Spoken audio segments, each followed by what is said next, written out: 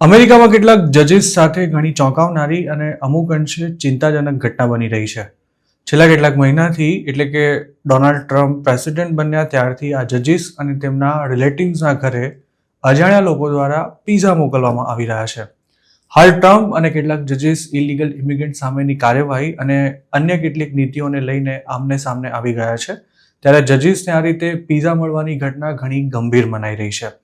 આ મામલે જજીસ દ્વારા એટર્ની જનરલ પેમ બોન્ડી અને FBI ડિરેક્ટર કેશ પટેલને તપાસ કરવા માટે પણ જણાવાયું છે. જજીસનું માનવું છે કે ટ્રમ્પ એડમિનિસ્ટ્રેશન દ્વારા આ રીતે પીઝા મોકલી તેમને ડરાવવાનો પ્રયાસ કરવામાં આવી રહ્યો છે.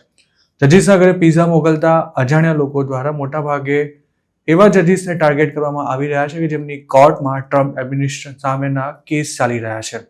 એક રિપોર્ટ મુજબ ગત ફેબ્રુઆરી મહિનાથી આ રીતે જજીસના ઘરે પીઝા મોકલવાનો સિલસિલો શરૂ થયો છે.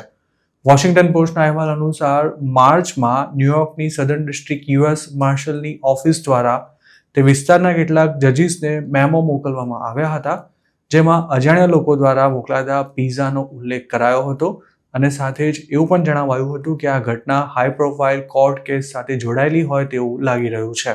સુપ્રીમ કોર્ટના ન્યાયાધીશો અને કેટલાક જજીસના સંતાનોને પણ અજાણ્યા લોકોએ પીઝા મોકલ્યા છે. US સર્કિટ જજ જે મિશેલ ચિલ્ડ્સે વોશિંગ્ટન પોસ્ટને જણાવ્યું હતું કે છેલ્લા કેટલાક મહિનામાં તેમને અજાણ્યા લોકોએ 7 વાર પીઝા મોકલ્યા છે. તેમાંથી એક પીઝા તો તેમણે ટ્રમ્પ એડમિનિસ્ટ્રેશનની વિરુદ્ધમાં ચુકાદો આપ્યો તેના થોડા સમય પછી ડિલિવર થયો હતો. મિશેલ ચિલ્ડ્સ તો આ ઘટનાઓથી એટલા ડરી ગયા છે કે તેઓ બીજી કોઈ વસ્તુની ડિલિવરી કરવા આવનારા માટે પણ દરવાજો નથી ખોલતા. તેમણે જણાવ્યું હતું કે પીઝા અલગ અલગ શોપમાંથી એક થર્ડ પાર્ટી ડિલિવરી એપથી ઓર્ડર કરાયા હોય છે.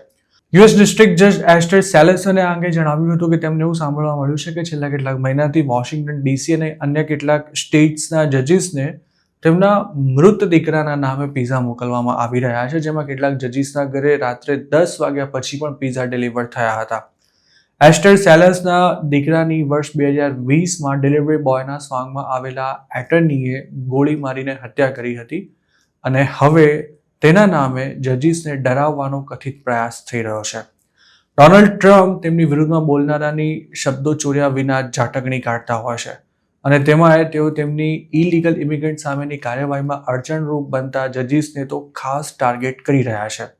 આવા જ એક જજ જેમ્સ બોસબર્ગ છે જે ટ્રમ્પના ટાર્ગેટ પર પહેલેથી જ રહ્યા છે. જેમ્સ બોસબર્ગે વેનેઝુએલન ગેંગના મેમ્બર્સને એલ સાલ્વાડોર ડિપોર્ટ કરવાના ટ્રમ્પ સરકારના નિર્ણય પર રોક લગાવી હતી અને ડિપોર્ટેશન ફ્લાઇટ્સને પાછી વાળવાનો પણ ઓર્ડર કર્યો હતો. એટલું જ નહીં, તેમણે એલિયન એનિમીઝ એક્ટના અમલ પર પણ રોક લગાવી દીધી હતી. જેમ્સ બોસબર્ગના આ આદેશથી ગિન્નાયેલા ટ્રમ્પે તેમની ઘણા આકરા શબ્દોમાં ટીકા કરી હતી અને કેટલાક રિપબ્લિકન્સે તો જેમ્સ બોસબર્ગ સામે મહાભિયોગ ચલાવવાની પણ માંગ કરી હતી. આ મામલો એટલો બધો આગળ વધી ગયો હતો કે અમેરિકાની સુપ્રીમ કોર્ટના જજ જ્હોન રોબર્ટે તેમાં વચ્ચે પડવું પડ્યું હતું. બોસબર્ગ જ નહીં, અન્ય જજીસ પણ ટ્રમ્પના એક્ઝિક્યુટિવ ઓર્ડરની વિરુદ્ધમાં આદેશ આપી ચૂક્યા છે. ત્યારે અજાણ્યા લોકો દ્વારા પીઝા મોકલવાની વધેલી ઘટનાઓને ટ્રમ્પ એડમિનિસ્ટ્રેશન દ્વારા જજીસને ડરાવવાના પેંતરા તરીકે પણ જોવામાં આવી રહી છે.